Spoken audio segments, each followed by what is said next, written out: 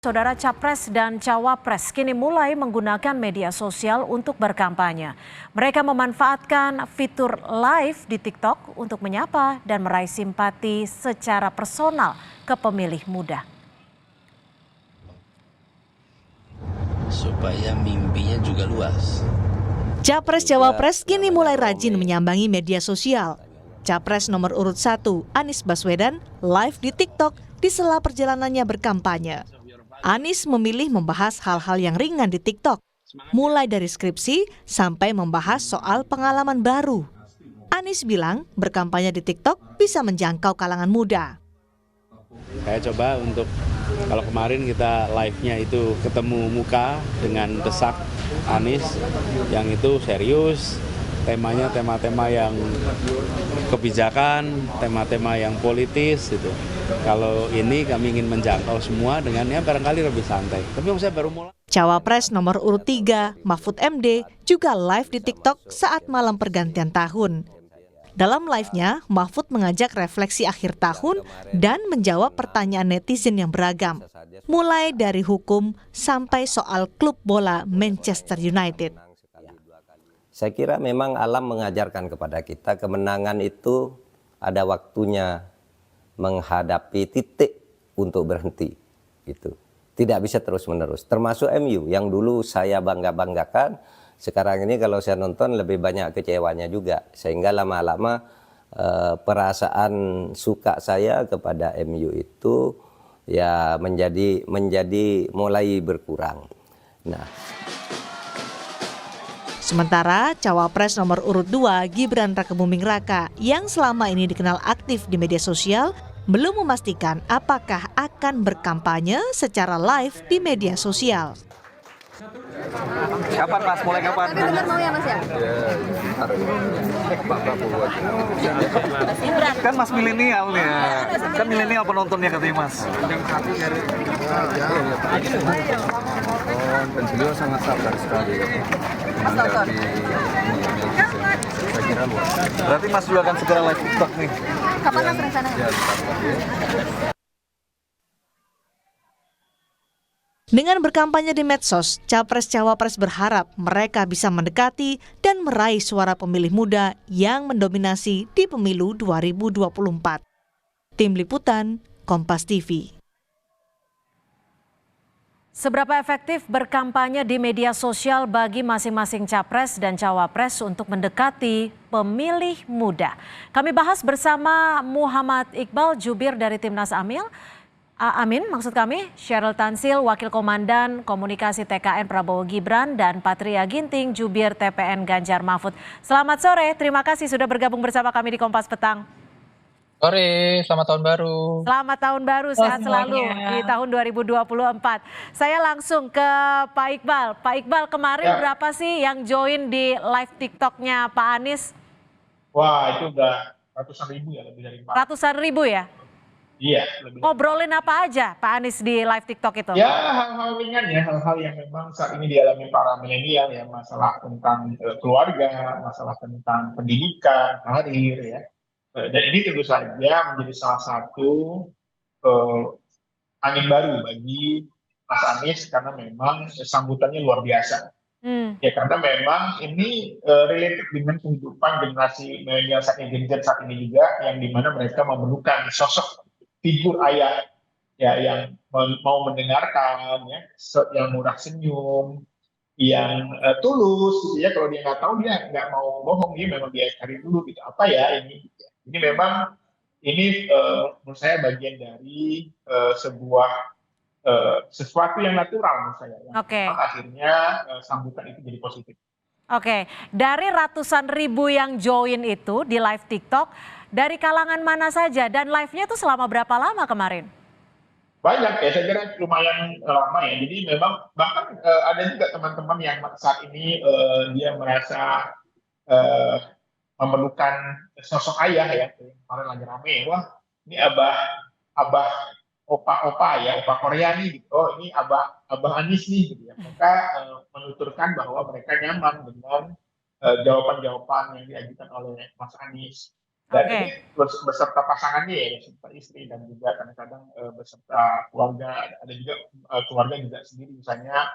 Ini menjadi salah satu tren bagaimana calon pemimpin ke depan itu memang harus dekat, harus Baik. mau turun, harus mau mendengar, dan tentu saja juga menampilkan sosok Ya. keayahan yang saat ini banyak orang mengatakan fatherless generation. Oke, saya ke Mbak Sheryl. Mbak Sheryl, apakah Pak Prabowo ataupun Mas Gibran akan meniru atau mungkin live TikTok juga nih? Kalau untuk meniru sih mungkin bahasanya bukan itu ya, tapi memang sejauh ini kita belum ada rencana karena saat ini kan kita tahu ya dari seluruh paslon yang masih mengemban jabatan sebagai pejabat negara ini paslon nomor 2 ya, di mana memang ada komitmen dari Pak Prabowo dan juga Mas Gibran untuk tetap menjalankan fungsinya sebagai pejabat negara di hari biasa. Jadi di akhir pekan saja untuk kampanye pemilu ini. Dan kalau mau kita bicara soal strategi di sosial media, sebenarnya ada yang namanya platform Evelo, itu punya data yang diambil dari 19 Oktober sampai 30 Desember, dan itu mengelola bukan hanya TikTok tapi juga X, Twitter, Instagram, Facebook, YouTube, TikTok, dan itu marginnya betul-betul terukur begitu ya angka-angkanya. Itu ada hasil terakhir yang dirilis dari 16 Desember, dirilisnya akhir Desember kemarin. Dia mengatakan bahwa sejauh ini bobot sentimen positif itu paling bagus pasangan calon nomor 2. Terutama dalam analisa mereka sesudah debat capres pertama, itu kalau kita bicara TikTok saja, matriksnya di TikTok itu volume percakapan itu didominasi oleh Pak Prabowo. Padahal itu aja Pak Prabowo belum live personal dan hanya di-up oleh akun-akun relawan saja. Jadi Oke. kalau soal sosial media sih kita khawatir ya. Oke, tapi gini Mbak Sheryl, kalau kita bicara live itu kan diselenggarakannya secara langsung. Jadi tektokannya bisa dikatakan lebih natural dan langsung bisa menyasar ke pemilih yang ingin berinteraksi langsung. Apakah ini menurut Mbak Sheryl bisa dijadikan bagian untuk strategi kampanye juga? Tentunya sosial media harus menjadi bagian dari strategi kampanye ya. Tapi saat ini kalau misalnya Mbak Cynthia mengatakan bahwa ada interaksi langsung, bukankah setiap kali hadir ke dalam acara, setiap capres dan cawapres, dalam hal ini misalnya Pak Prabowo atau Mas Gibran ketika turun, itu juga berinteraksi secara langsung. Siapa aja boleh tanya, pertanyaan yang nggak difilter, bahkan mereka bisa bersentuhan langsung secara fisik, bisa salaman, bisa foto bareng. Jadi saya rasa media sosial itu bukan kunci utama. Apalagi kita tidak bisa mengkonversi ya, karena begini, banyak sekali kita tahu bahwa akun-akun itu adalah avatar atau tanda kutip, itu adalah robot atau buzzer yang memang dibayar, atau memang social media influencer yang dibayar oleh paslon tertentu begitu. Jadi sebenarnya sosial media ini betul, kita mengikuti perkembangan zaman harus kita garap, tapi bukan menjadi faktor utama. Kita harus tetap mengedepankan ya people to people interaction begitu. Makanya kan setiap Jumat, Sabtu, Minggu itu udah heavy, pasti dari TKN sudah mempersiapkan sejumlah titik untuk paslon kami turun ke masyarakat. Oke, baik. Saya akan ke Mas Patria. Mas Patria, ini kan yang lebih aktif sebenarnya kalau dilihat dari beberapa waktu ke belakang Pak Ganjar yang aktif di medsos. Tapi yang live duluan di TikTok justru Pak Mahfud. Bagian strategikah atau ada penunjukankah atau seperti apa? Lebih tepatnya permintaan ya. Jadi Pak Mahfud itu sudah posting di TikTok, beliau awalnya di Twitter atau yang sekarang dibilang aplikasi X, di Instagram juga beliau mengatakan begitu banyak komen yang meminta Pak Mahfud, Pak ayo dong join di TikTok. Kan Pak Ganjar selama ini ya, karena Pak Ganjar ini juga bukan baru-baru ini. Kalau diingat Pak Ganjar ini sebenarnya benchmark ya untuk politisi penggunaan media sosial ketika beliau menjadi Gubernur Jawa Tengah 2 periode dengan aplikasi Lapor Gub. Di situ beliau memberikan contoh baru bahwa kalau media sosial dipakai oleh politisi bukan hanya untuk ngomong saja, tetapi untuk menampung aspirasi dan juga untuk menyelesaikan persoalan-persoalan pelayanan publik. Nah, Pak Mahfud kan selama ini Menko Polhukam ya, yang isunya mungkin banyak berat-berat, yang tidak sehari-hari dan segala macam. Tapi belakangan ini justru diminta, banyak banget yang minta Pak Mahfud dan itu yang dipenuhi. Karena memang intinya yang minta Pak Ganjar tuh siapa Pak Mahfud, Pak Patria? banyak di komen-komennya bisa dilihat di video terakhirnya TikToknya Pak Mahfud mengatakan bahwa di aplikasi X dan juga Instagramnya beliau, awalnya itu banyak yang meninggalkan komen minta Pak Mahfud untuk hadir di TikTok. Makanya Pak Mahfud pada momen tahun baru itu memanfaatkannya dengan melakukan live di TikTok. Jadi ini sebenarnya lebih ke kami senang karena ternyata anak-anak muda banyak sekali yang haus akan informasi atau interaksi dengan Pak Ganjar dan Pak Mahfud di TikTok, dan itu yang dipenuhi oleh kedua calon kami. Tapi gini Pak Patria, ini kan ada juga yang ada juga yang menyebut bahwa live TikTok ini sebenarnya bisa dikatakan untuk menyamakan atau untuk karakter atau narasi gemoynya Pak Prabowo. Benar nggak seperti itu? Kalau dilihat, semua orang pasti kampanye itu bisa dihitung. Intinya pakai alat peraga kampanye, spanduk, billboard, terus kemudian ada yang di media sosial. Kalau dulu saya ingat tahun 2014 itu zamannya Twitter, Facebook gitu. Ya semuanya alatnya sama. Yang penting kan adalah bahwa kalau memang rakyat meminta, di mana mereka ingin nyaman yang berinteraksi, karena apalagi generasi muda ini, kalau nggak salah sekitar 51% ya mereka saat ini calon pemilih ya. Dan ketika mereka meminta, disitulah kemudian para politisi itu harus hadir memang. Jadi bukan masalah menyamakan narasi, karena alatnya sama-sama semua. Dan sekali lagi saya sampaikan, Pak Ganjar lah sebenarnya yang sudah menjadi benchmark cara menggunakan media sosial untuk memenuhi aspirasi rakyat. Oke, Mbak Sheryl, tadi kan Mbak Sheryl sempat bilang bahwa memang Pak Prabowo dan juga Mas Gibran kampanyenya hanya weekend saja. Tapi kenapa tidak memanfaatkan di waktu luang, di waktu kerja mungkin ya, Senin sampai Jumat untuk melakukan live bersama masyarakat seperti itu? Kalau pertanyaan seperti itu Mbak, kita kan sebagai pejabat publik itu masih dibayar negara dan juga punya amanah ya, harus mengemban tugas.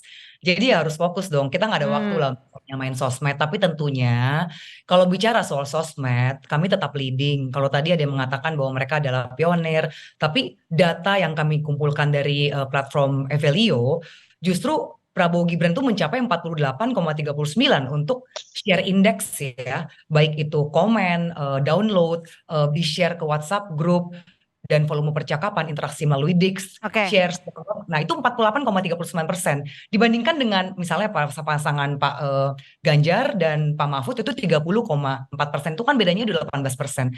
Lalu untuk Pak Anies dan Pak Imin itu 21,56%. Jadi sebenarnya gini, bahkan sebelum punya akun pribadi dan live personal saja, ya sudah cukup sangat bagus ya angka kami, meskipun ya kita tetap harus kerja keras. Saya mau menggarisbawahi itu, bahwa tidak harus langsung bahwa kita punya akun pribadi. Tapi kalau ada permintaan live ya monggo-monggo aja. Kan semua paslon bebas untuk berkreativitas ya. Tapi kalau menjawab TikToknya 01 dan juga 03 ini, Gemoy akan menjawabnya dengan apa nih? Atau akan melawannya dengan apa? Nanti ditunggu ya Mbak ya. Tentunya masih rahasia ya? Tapi yang jelas ya kami cukup mengapresiasi tim dan juga animo masyarakat, karena ya saat ini 48,39 indeks itu kan sangat tinggi ya. Tentunya kita mengapresiasi lah semua relawan digital kita dan juga animo masyarakat. Pak Iqbal, sebenarnya berapa efisien sih kalau live TikTok kemarin yang dilakukan oleh Pak Anies untuk meraih suara pemuda? Ya, saya kira kita nggak boleh anggap remeh dengan kekuatan sosmed ini, karena memang saat ini sosmed ini sudah menjadi kekuatan. Yang diinginkan masyarakat itu bukan nonton pidato, tapi adalah interaksi. Live ini adalah membuat orang nyaman, ya. Karena tadi yang disampaikan Mbak Sheryl tadi, kalau sekedar percakapan, interaksi itu nggak semuanya positif. SDI itu negatif loh, jangan salah. Ya, walaupun banggain SDI nggak berjawab, tapi pada faktanya kalau kita lihat Don Emprit, itu SDI itu negatif. Jadi nggak semuanya percakapan analisanya itu, walaupun banyak di-share, itu positif. Bisa jadi di-share itu negatif. Jadi jangan terlalu bangga dengan banyak di-share orang. Jadi yang kita lakukan sebenarnya adalah masyarakat ini perlu sentuhan, perlu didengarkan. Ya, ini seperti kata-kata Mutiara Bung Karno, siapa yang ingin mengambil mutiara maka dia harus menyelam lebih dalam. Jadi dia harus menyentuh masyarakat sampai ke pelosok, ya, yang tidak terjangkau. Ya, kalau memang katanya pejabat negara maunya kampanyenya hanya weekend, ya cuti dong, berhenti dong, ya kan?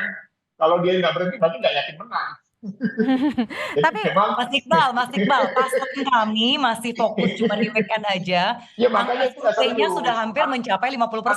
Itu nggak Apalagi kalau kita serius. gaspol di hari biasa kerja Itu terus itu kampanye. menunjukkan bahwa nggak serius. Nggak yakin menang. Kalau yakin menang harusnya mundur dong, ya kan, siap-siap mau dilantik. Tapi buktinya nggak berani, malah nunggu-nunggu waktu senggang. Jadi pilpres itu kalau sudah dicalonkan harus siap waktu buat bangsa dan negara.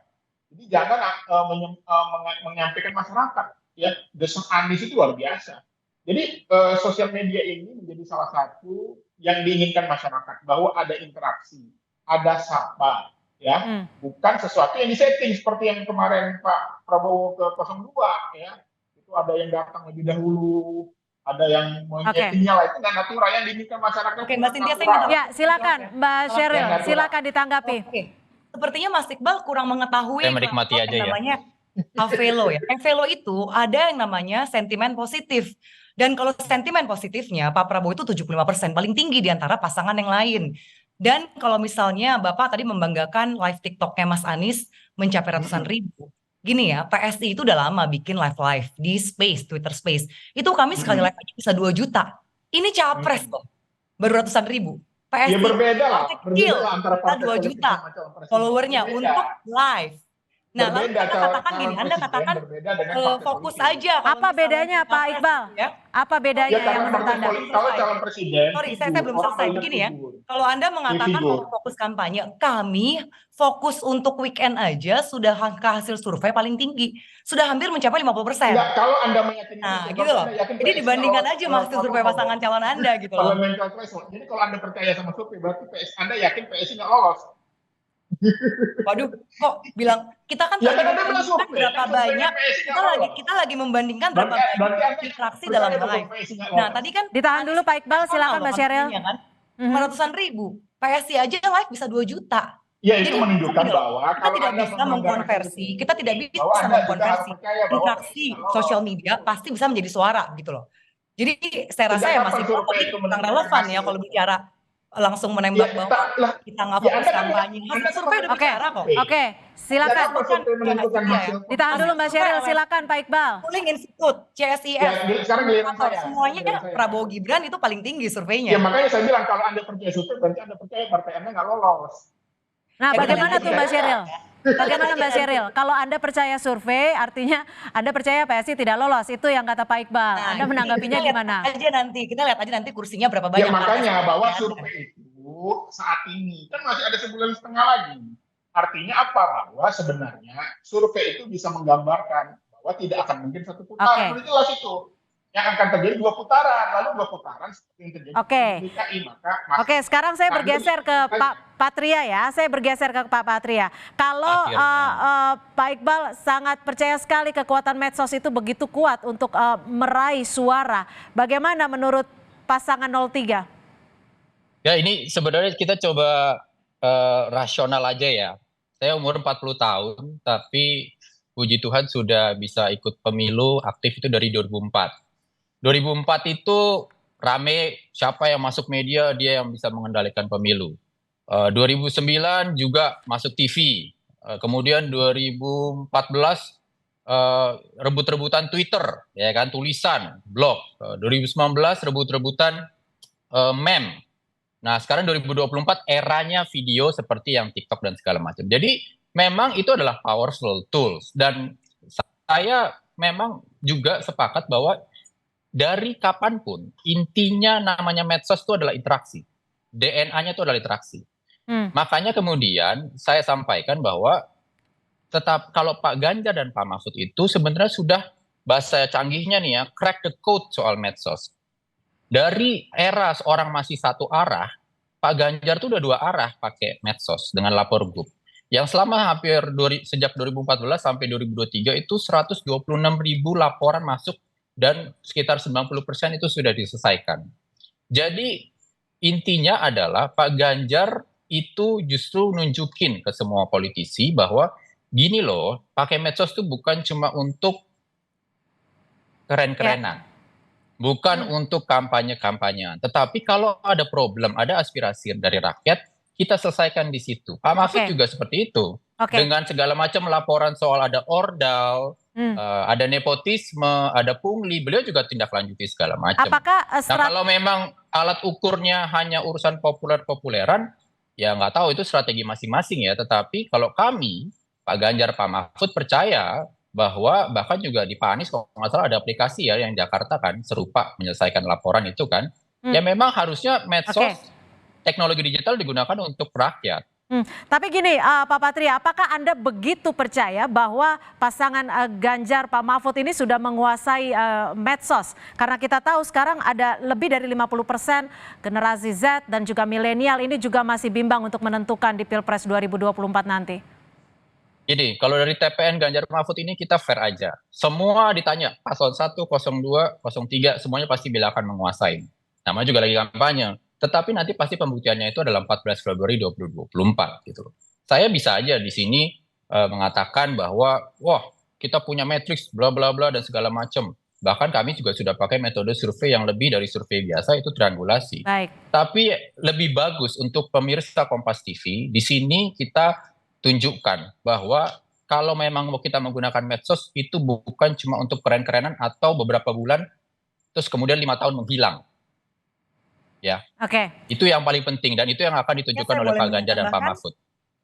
Baik, saya ke Mas Iqbal terlebih dahulu sebelum ke Mbak Sheryl. Kalau dari Pak Iqbal sendiri, sudah yakinkah bahwa Pak Anies menguasai media sosial untuk meraih suara 50% dari generasi Z dan juga generasi milenial? Ya memang kita lihat dari follower, dari banyaknya pertanyaan, dan statement positif. Dan yang menariknya adalah statement-statement komen-komennya itu mereka posting lagi di media sosial, di-mention lagi. Artinya memang ini menunjukkan bahwa media sosial ini efektif. Karena apa? Karena generasi Z ini adalah generasi penerus bangsa. Mereka harus disapa. Jangan jadikan mereka sebagai objek. Mereka harus terlibat dalam pesta demokrasi ini. Jadi media sosial ini saat ini menjadi salah satu rekam jejak yang tidak bisa dilupakan. Kalau dia pernah marah-marah, pernah ngamuk-ngamuk, itu akan diulang orang terus, diputar-putar terus.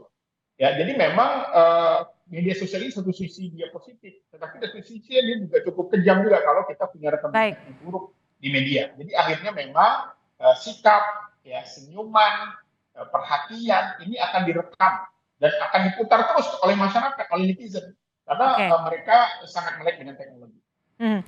Mbak Sheryl, Mas Gibran kan bisa dikatakan calon yang termuda dan yang bisa dikatakan mungkin paling dekat dengan generasi milenial dan juga generasi Z. Bagaimana strategi dengan media sosial ini? Apalagi tadi Anda juga disebut bahwa Pak Iqbal sempat menyebut settingan-settingan seperti itu. Oke, itu silakan aja ya. Kalau dari paslon, tim ses paslon lain mau menggiring opini seperti itu. Tapi yang saya mau garis bawahi tadi saya setuju dengan Pak Patria Ginting ya. Saya setuju bahwa sosmed itu kita bukan hanya buat gaya-gayaan, betul sekali, tapi itu adalah medium interaksi antara calon konstituen dan konstituen kepada paslon-paslonnya. Mereka ingin apa sih kira-kira ide dan gagasannya begitu ya. Makanya kami juga aktif mengkampanyekan lewat sosmed terkait visi misi. Dan saya juga setuju dengan Dr. Iqbal tadi ya yang mengatakan bahwa sosmed itu ketika kita melakukan kesalahan itu akan diulang-ulang terus. Misalnya ada yang kampanyenya bohong, ada yang kampanyenya nyalahin angin, itu akan diulang-ulang terus. Jadi kalau tadi menggunakan misalnya sosial media, saya yakin Mas Gibran juga sudah lama sekali ya sebagai wali kota, dia juga aktif menjawab pertanyaan-pertanyaan masyarakat sekitar Solo dan sering sekali itu langsung sangat efektif ditindaklanjuti. Sama seperti pasangan calonnya Mas Patria ya ketika misalnya Pak Ganjar yang aktif di sosmed. Jadi saya rasa gini lah, kita semua sepakat sosmed itu bagian dari media kampanye yang tetap harus digarap dan bagaimana kita secara bijak menghadirkan ya bukan cuma gaya-gayaan tapi visi misi begitu ya. Saya percaya bahwa silakan saja semua pasangan calon tim suksesnya untuk saling berkreativitas, tapi memang jejak digital itu akan menjadi sesuatu judgement tertentu juga untuk para netizen gitu. Jadi kita harus bijak, terus kita harus menyebarkan hal-hal positif di sosmed. Oke, saya ke Pak Patria. Terakhir Pak Patria, kalau tadi Mbak Sheryl sempat menyebut jika melakukan kesalahan akan terekam di jejak digital. Pak Ganjar dan Pak Mahfud tidak khawatir akan hal itu? Singkat saja. Ya, pertama terima kasih ya. Tadi saya agak khawatir karena saya baru ngomong 2 kali, yang lainnya udah 3 atau 4. Tapi thank you Kompas TV ngasih kesempatan terakhir ke saya. Kalau soal khawatir atau enggak, kalau jadi pelayannya rakyat kalau masih takut untuk kemudian berinteraksi dengan rakyat karena segala macam ABCDE itu berarti belum siap. Jadi kalau terlalu dilindungin banget itu saya jadi ragu bahwa apakah orang itu siap maju atau enggak. Pak Ganjar dan Pak Mahfud itu nggak pernah takut, nggak pernah gentar. Yang penting kalau memang kerja untuk rakyat, makanya Pak Mahfud berani untuk ngomong di media sosial, apalagi kalau di rapat-rapatnya dengan DPR dan segala macam, beliau silakan kutip dari video-videonya segala macam, bahwa kalau dia memang mengatakan kita lawan korupsi, kita sikat korupsi, dia nggak apa-apa. Dia nggak ada kemudian perlu klarifikasi menghaluskan, karena emang niatnya emang adalah ngomong kenceng gitu kalau udah berani untuk melawan korupsi. Pak Ganjar juga, ya udah kita memang kerja untuk rakyat, kalau ada yang kritik kita terima. Makanya yang penting media sosialnya untuk Pak Ganjar dan Pak Mahfud itu memang requestnya dari anak muda untuk kita bikin terobosan melayani rakyat dari media sosial. Jadi kami yakin pemilih muda akan melihat itu yang menjadi keunggulan dari Pak Ganjar dan Pak Mahfud. Baik, terima kasih Pak Patria Ginting, Jubir TPN Ganjar Mahfud, dan juga Mbak Sheryl Tansil, Wakil Komandan Komunikasi TKN Prabowo Gibran, dan juga Pak M. Iqbal, Jubir Timnas Amin, sudah bergabung bersama kami di Kompas Petang.